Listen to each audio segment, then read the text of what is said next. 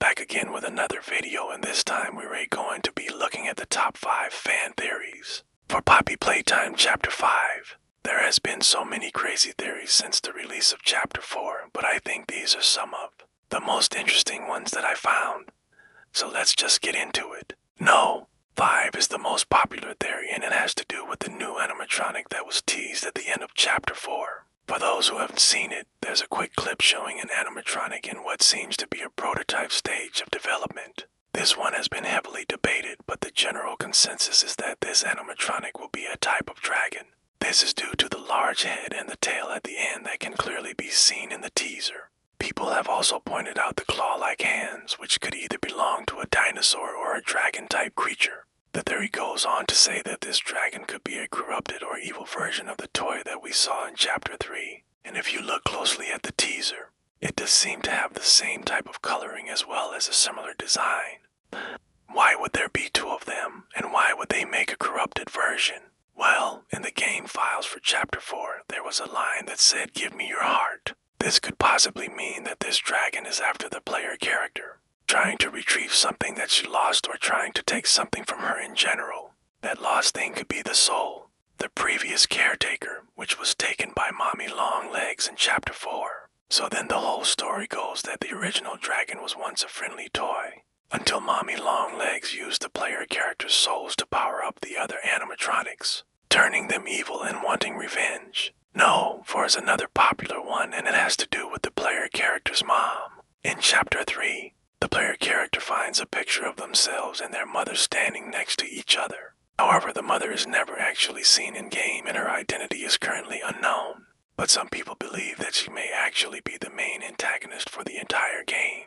A lot of people believe that she is controlling the other animatronics through the use of a special remote, which would explain how they all come to life. Another theory takes this one step further and says that she is actually the reason behind the creation of the toy company in the first place, with her and some other scientists creating the toys, and then using children to test them, which would also explain why there's always a kid in the prototype stage of the animatronics. Theory no. 3 has to do with the disappearances around the town. Throughout the game, you can find pictures of missing children, but it's never really explained what happened to them. However, some people believe that the reason the townspeople forgot about these children is because they were put under some sort of mind control by the main antagonist. This would also explain why nobody came to save the player character when they were a child, since everyone is pretty much brainwashed into thinking everything is okay. Some people even go as far as to say that the town itself is a front for some sort of cult.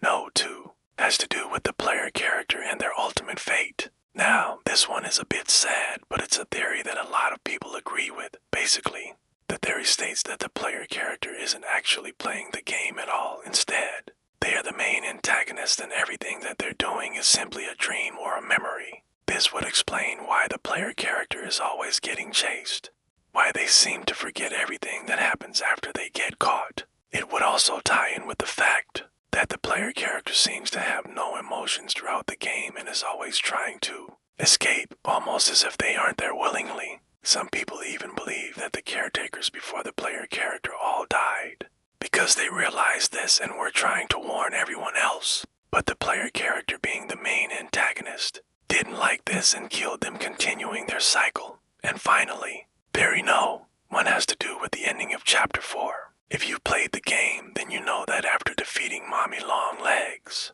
the player character finds a box with their name on it. As soon as they open it, though, the screen goes black and you hear a noise which could be interpreted in many different ways. Some people believe that this box is what is holding the player character as soul, and that when they open it, they are finally freed. This would explain why Mommy Longlegs wanted the box so badly, because she was trying to get the player character as soul to add more power to herself. It would also explain why the screen went black because the player character is no longer there, and why you hear a noise at the end because it is the spirit moving on. But now I want to hear from you. What are your thoughts on these theories? Do you agree with any of them, or do you have one of your own?